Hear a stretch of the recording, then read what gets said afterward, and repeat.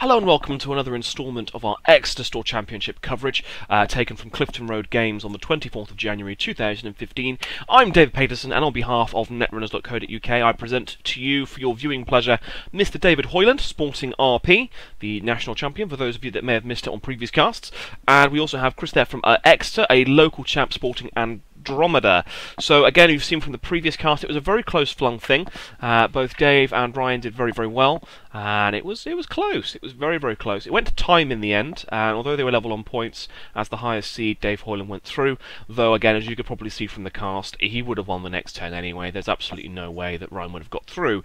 So I mean, Dave's deck is doing incredibly well. I don't think his RP deck dropped a single game at this point. So it was always going to be a bit of a tough ask. This is the winner's bracket. The winner goes through to a place in the final. Surprised to see Chris Mulligan that hand. I knew it had a Desperado. I didn't see everything in it, but it looked all right. We'll have to see what else. Maybe he's looking for a little bit more burst economy in the shape of Shaw Gambles. Dave's hand looks very sensible. No early doors Nisei, but he's got a fair amount of ice and a medical research fundraiser. So a bit of economy, bit of ice. What more can you really ask for in an opening hand? Excuse me. So, again, this is it was a relatively well-attended store championship. I think we had, oh crumbs, I can't remember now. I think 18 players, 16 players, something like that. So it wasn't too badly attended.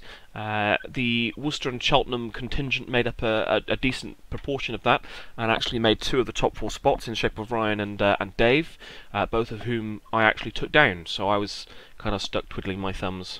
But hey, there we go. You can't have it all. Dave's going to start off with a medical research fundraiser and double ice. Not sure if he's. It looks like he's keeping the Grail ice in hand. And it doesn't look like a great hand here for Andy. He's got the Desperado, he's got a bank job, so it's not too bad. Oh, security. Okay, so yeah, that's not too bad at all then. So Desperado and security testing. The only thing missing really is the Shaw Gamble. Got a special order in hand. He's going to Dirty Laundry. Ah, it's a very good hand. What am I talking about? Dirty Laundry into Archives for lots and lots of monies. And he's also going to play an Earthrise Hotel. Interesting card. I can never quite decide whether it's good or not. I mean, obviously it's good. It's not a bad card, but it's again about the tempo here of installing it for 4 credits, I suppose, more than anything else. Dave now suddenly looking a little bit more vulnerable. He's got the 2 agendas in hand. Obviously one of them being an Issei, so he's got to be a little bit cautious here about how much he draws. He has also got a hedge fund, so he will take a little bit of cash. And whether he ices up HQ here or starts getting ready to set up for the remote play is the question. Looking to score that early doors Nisei. He's going to want it to be absolutely a sure thing. So he might want to wait until he sees an Ash or a Caprice or certainly a little bit more ice to make things more taxing. But he's got to be a little bit careful. So he's blocking off the security testing play there by icing up Archives and trying to limit Andy's economic advantage. I don't think that's the Excalibur. So it'd be interesting to see what that was. It may be that Dave has little intention of rezzing it and just wants to put him off, so to speak. But until he gets the remote service set up, security testing is a no-go. And RP works quite well against security testing anyway, once those centrals are established and in place. So let's see what we've got. A silencer. So it could be we're looking for looking at a stealth Andy setup. I like Silencer, and a bank job as well. So now there's double incentive for Dave to be careful with how many remote servers he actually does go and set up on the board. At the very least, it's going to make him less likely to set up an undefended Sundew or mental health clinic at this stage, because that's a lot of money on the board now that potentially Chris can take in a very short space of time. Dave's going to draw, seeing a lot of ice now, so he's starting to get himself into a more stable position. It's whether he again chooses to ice up HQ to protect those 2 agendas. And he's going to have a quick look and see if that is the right call, and he is indeed. And again, it's always sensible play against Andromeda anyway. But he does have to be careful here about the potential of a Switchblade. If as soon as he gets another stealth credit, suddenly it's going to turn into a very different kind of game. Those Kamainus and Tsurugis being able to be broken for fairly cheap. Lancelots, there's the other silencer. So all of a sudden now, if he does get that, get the Switchblade out, the game can look a little bit different. And Andy's done very well to get set up here quite quickly. Looks like he's also going to special order, so it could be there he's looking for that Switchblade. A lot of money going down. And there it is. So with the Switchblade on the board, suddenly Kumainu and Tsurugi are a lot less of a threat. That being said, this is a Grail deck, and if you're not careful, you run the risk here of losing that breaker. And so he has to be careful. Under normal circumstances, running against an RP with just a sentry breaker, just a killer on the board, it makes perfect sense. Normally Mimic's enough, but obviously a Switchblade is even better. But against the Grail RP deck, you don't have that luxury, because the risk of getting a programmed fast via a Galahad or via a Merlin is quite high. And so that early game's aggression that you could theoretically at this point exercise is far more limited. But certainly the efficiency of that Earthrise Hotel is getting Chris through his deck fairly effectively and efficiently, which is exactly what you need when you're trying to put stealth pieces together. He does have to be careful here about how aggressive he gets early. I don't know what Grail Ice Dave has seen, but you do always have to assume the worst, and he hasn't seen any cards yet, so he has to be careful here that he doesn't make a misplay without any recursion, which he presumably doesn't have there in his Andromeda deck. Most Andromeda decks don't.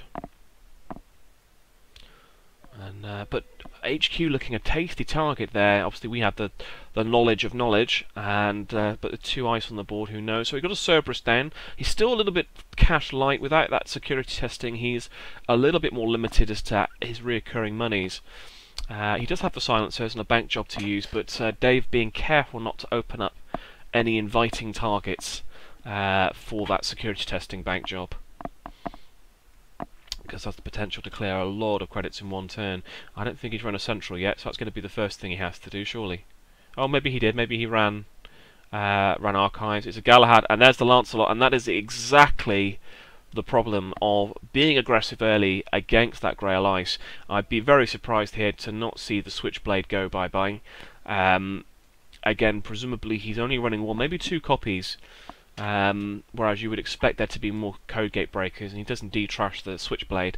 And suddenly then, you know, those silencers aren't accomplishing what they need, and that is exactly why you cannot get aggressive early against this RP deck. It is just too dangerous. And so there's the Nisei. Presumably he's also got the Caprice in there as well now, or an Ash. And suddenly the game has completely turned on its head. You know, from being in a fairly good position to now teetering on the edge of collapse. Chris is now again ruining the day he faced Grail Ice. And let me tell you, just for those of you that missed it in previous cards, there was a ton of Grail Ice at this Exeter Store Championship. Oh my word, was there a lot of Grail. It's just funny how things can differ so much just a couple of hours down the road. I mean, we've got the Worcester coverage coming up as well in the meantime, so do keep an eye out for that once this is concluded. But I can tell you for one thing, there was not that much Grail Ice at the Worcester Store Championships. It was a far more standard mix-up of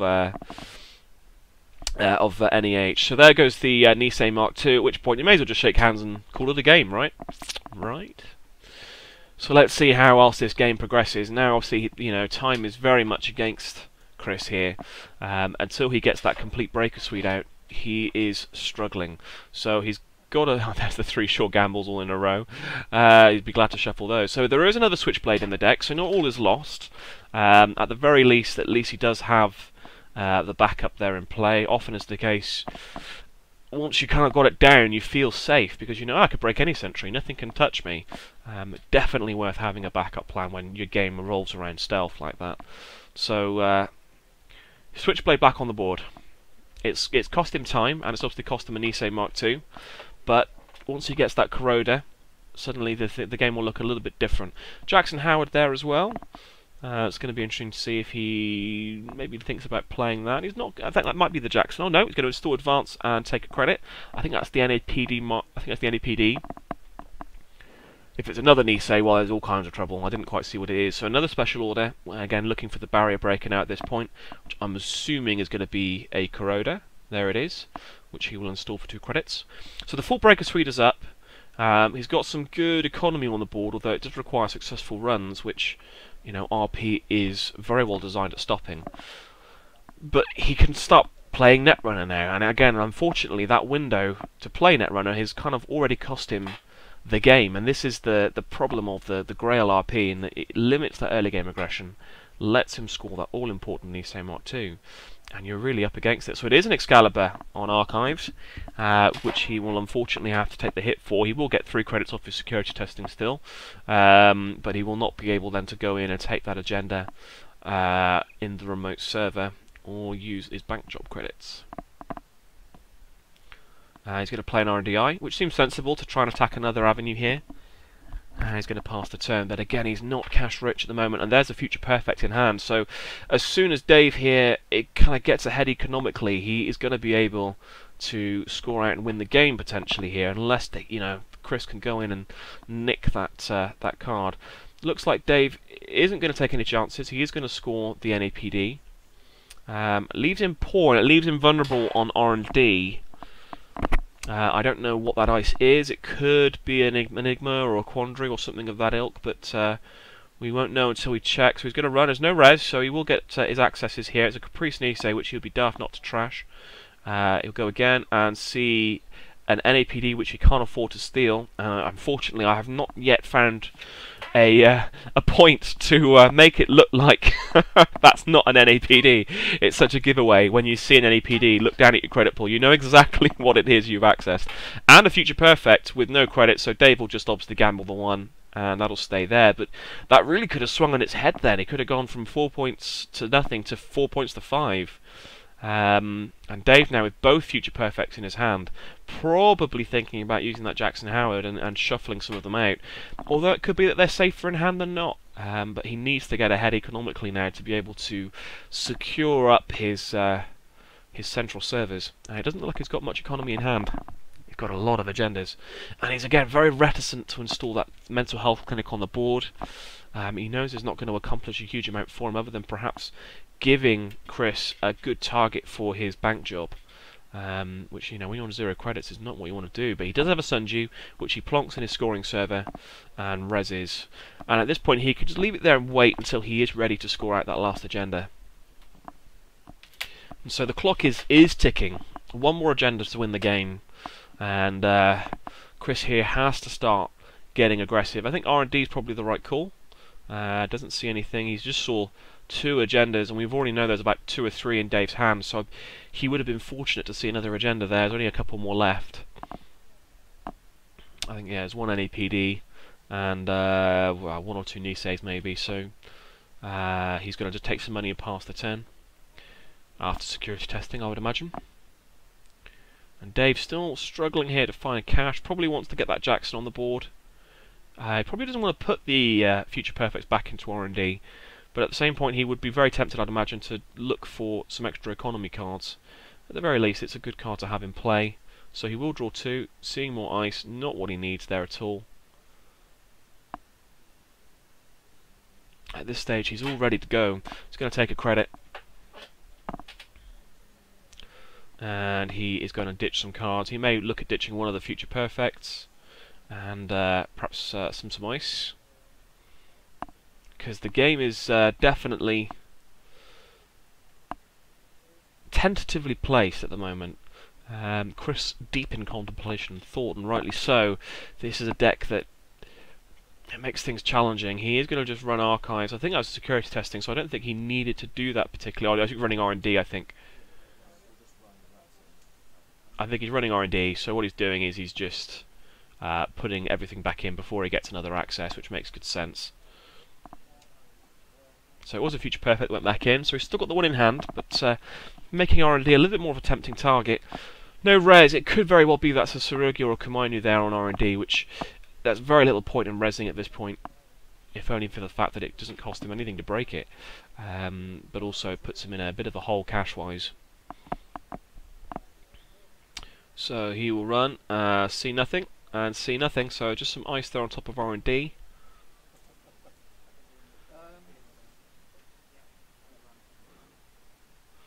And now giving some thought as to where he wants to go. I think he's going to have a look and see if he can get rid of that Sundew. Probably not a bad call. And at the very least, if that is a Caprice, get him to res it. Just kind of double check the situation. If he doesn't, he could always just take his bank job money. And finding out what is on that on that ice. It's going to be tempting. Is he going to res the Caprice? He is going to res the Caprice. It's just the one subroutine, another Merlin. So he'll break that for 2. He's not going to res the outer piece. They will do some side game goodness to see if he gets into that server. Dave really wanting to retain his Caprice Nisei, I would suggest. And probably looking to bid 0 here to try and keep his money tip-top. And indeed, that's exactly what he did. None of this dice rolling shenanigans. Both of those are going to get trashed for 3 credits. And again, 1 back for the Desperado. He's not going to use the bank job, and I think he'd be right not to. Good play. It's a good play. Getting rid of that Caprice is a big deal. But I think Dave still has an interns in hand. I'm not sure if he ditched it. But you know, here he could quite easily just interns back the Sunju or the Caprice into the remote server and get ready to go again. Effectively, I mean, obviously Dave could have used his Nisei token there, but I don't think he particularly wanted to. He's going to go again on the remote and break it with 2 and then take his bank job money while he can, which makes good sense. And Dave, again, a bit of an economic pit here, only on 4 credits, and you know, much more flush with cash, and has got that full suite out and allowing him to put the pressure on the Grail ice. Looks like Dave only had the 1 Grail piece in hand, so he can't even make those runs super taxing. Looks like he's going to trash that again. I'm assuming that was probably a Kimono or something of that ilk, and put something else on R&D. He's wary here of top decking 2 agendas for the win, I would imagine. And he's going to take some money. And it's just a case here of testing it. It's going to be an Eli, which is a good card at the moment. He's either going to have to click through it or break it for 4. I think he's going to click, and he's going to run the C2 cards. No agendas. And he's going to draw and pass the turn. Dave will draw up another piece of Grail Ice, so that's useful for him. But still, only on 3 credits. Chris doing very well to try and keep him poor, keep him resing ice. With a full suite out, he can certainly afford to do so now. He's also got a good target to bounce off now from a central point of view to be able to hit a remote. Doesn't have to go through that Excalibur. Could be that, so I know Dave runs 2 Excaliburs, so it's always the possibility that another face down ice could be one. He's just going to take money. He's got to ditch another card.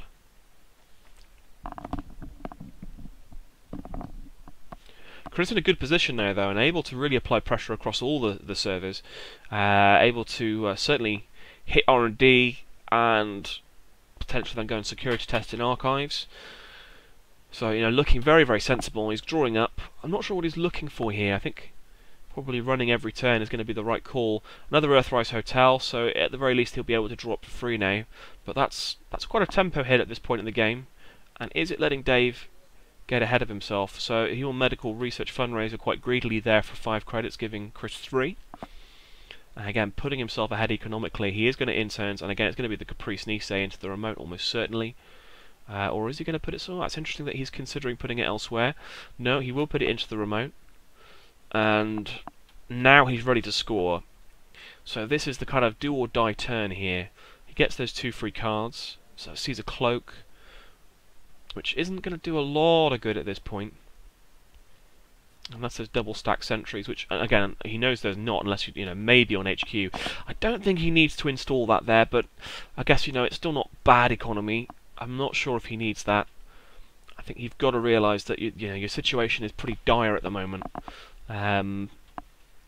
He's only going to have 3 bites of the cherry, so to speak, on the remote server. One of which will be Nisei Mark II'd, and so he's got to win a side game at least twice, effectively. He's going to siphon. Probably not a bad play at this point. Looking to drain him of the money and stop him from scoring out the agenda at the next turn. I think siphon's probably a good call.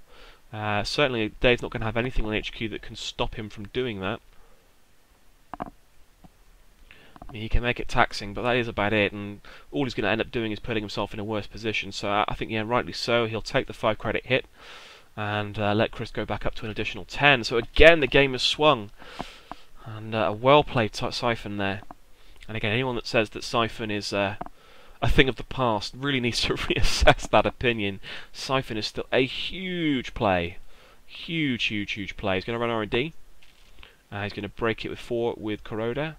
I think he's just running on the assumption that Dave doesn't have the agenda in hand here at the moment.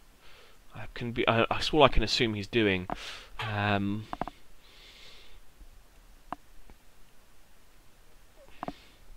So Dave really has to think about how he's going to play this one out now. I think he's just going to take money,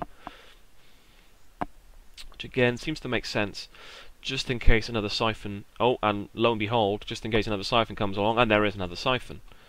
And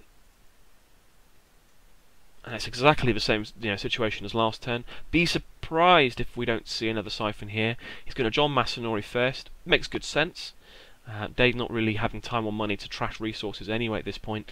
So he's going to play the Masanori now. He's going to siphon. And seeing a lot of aggression here now. So he'll gain his 11 credits and a card. And obviously with the Earthrise Hotel drawing cards, this has been a very productive turn for him. That's 3 cards and 11 credits in 2 clicks. He's going to emergency shut down the Eli, I think probably just because he can, and run R&D. I think I've got a Dirty Laundry there. I'd be surprised if we don't see a Dirty Laundry R&D. I think again he's running on the assumption there that there's nothing in hand. Probably not the worst assumption to make, but Dave's never really been in a position to securely score out here. Oh, he's running HQ. I tell a lie. So he runs HQ and sees a piece of ice, and then passes the turn. So that was interesting. He didn't have a dig at R&D. I guess he's already seen the first card in R&D. So it's not a Dirty Laundry in hand, it's a sure gamble. Dave just going to take 3 credits again. He doesn't really have a huge amount of choice. He's not seeing much economy at all. All he's seen is 3 economy cards. He obviously had the Sunju Trash, which is the right call. And Chris really got him on the ropes now. He's going to run R&D this time, see 2 cards. Doesn't look like there's any agendas. Jackson Howard, which he trashes. So a piece of ice and a Jackson. Is he going to go again? He gets also his free card with John Masanori. Setting up some really efficient runs here. So he's going to go again. Sees another 2 cards, and he's going to trash a Sunju. And again, this is where, RP can give up agendas just because they just keep trashing all the stuff and getting free accesses. Seeing 4 cards there effectively. He's going to run HQ as well, trying if he can pick out that future perfect. Suddenly the game can be completely different, and Dave will be in all kinds of problems. Draws up a piece of ice. Is that an Excalibur? Not sure. I think it is. But yeah, Dave now on the ropes economically. Not enjoying having, he doesn't really have a secure server to score out of. Definitely has one of the Excaliburs in hand. He's going to, I think, install and take 2 and pass the turnover. And Andy set up with all kinds of efficient runs here, so he's actually going to take a credit instead of... Yeah, so he's just going to install, take 2 still, but gets 1 back. We'll run R&D, sees nothing. A little bit unfortunate there as R&D accesses. We know that there are cards in R&D, agendas in R&D. I'm not sure if Dave's had the chance to ditch any into archives at this point. I'd imagine not, given that there's no Jackson Howard on the board. It'd be a bit of a risk and a gamble. Going to play the silencer out again. Probably not necessary, and probably just costing him time and money at this point. Doesn't really need to do it. Sees the Jackson, which he'll trash for the 2 credits effectively, and I'd be surprised if he doesn't go again here. He will. And he will see the future perfect, so he gets that access, the all-important access. If he can take this out of hand, you would have to assume here that Chris is in a dominant position, absolutely dominant. Dave only on 6 credits, isn't going to want to spend 2, I'd imagine, but let's see. It's the 1. I'm not sure what he bid, but it wasn't enough, so it wasn't the same, didn't quite make it out. I think Chris may have bid 2 there to Dave's 1. Oh, he sees the hedge fund, which is absolutely perfect timing, and I imagine we'll see... Dave greedily installing that out. I think he's going to count the siphons first, probably, just to make sure. I think he's still got 1 left in there. Earthrise drawing through that deck pretty effectively. In fact, it's looking quite thin. But Dave only actually having ever res like 3 pieces of ice this entire game, and whoa, he just goes for the install advance, not worrying about economy at this point, or anything else for that matter, and that is a huge play. So he will run R&D first click, because again it would make sense to. He's going to trash the Ash. That's a surprise. Kind of, again, you might as well save the money. I guess he's got a lot anyway. He is going to run the remotes, and sees the Excalibur, so that's huge. He has to... Well, that's it. That's game, effectively, now. So the Excalibur on the remote means that Chris cannot run again, which means that the Nisei counter, even if he wins the side game, which which is a possibility, even if he won the side game, the Nisei counter would lock him out. He wouldn't be able to make another run that turn, and Dave scores the future perfect with an Excalibur on the remote. So that's absolutely huge, and all the agendas near the bottom of his deck there, as you can see. But again, RP not running a huge amount of agendas, so you have to you're never going to score a lot of R&Ds. I mean, unless you're very fortunate, I would say. But that's a great play there by Mr. Hoyland to be able to lock up the game and progress through to the final of the Exeter Store Championships, of which we will be bringing you coverage in the not too distant. Chris drops down into the losers bracket final, and we'll bring you coverage of that game next. In the meantime, join us over at Netrunners.co.uk, and we look forward to seeing you soon.